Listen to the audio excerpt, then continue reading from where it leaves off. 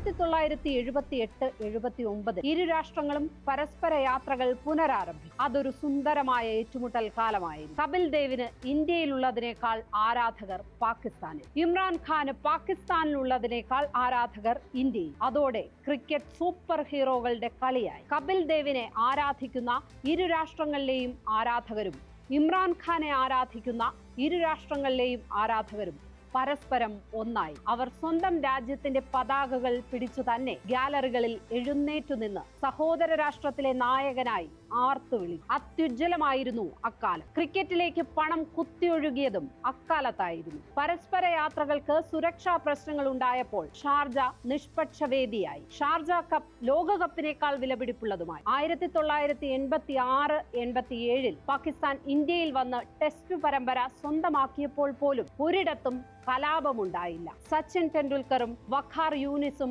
അരങ്ങേറിയ 1989 പരമ്പരയോളം ആവേശമുയർത്തിയ മറ്റൊന്ന് ഇരു രാഷ്ട്രങ്ങളുടെയും ചരിത്രത്തിൽ ഉണ്ടാകില്ല. പിന്നെ സ്വാതന്ത്ര്യത്തിന്റെ 50-ാം വർഷത്തിൽ ഇന്ത്യ പാകിസ്ഥാനിൽ പോയി കളിച്ച ഏകദിന പരമ്പര ഇരു രാഷ്ട്രങ്ങളുടെയും ഹൃദയങ്ങളെ അത്രയേറെ അടുപ്പിച്ചതാണ് ആ പരമ്പര.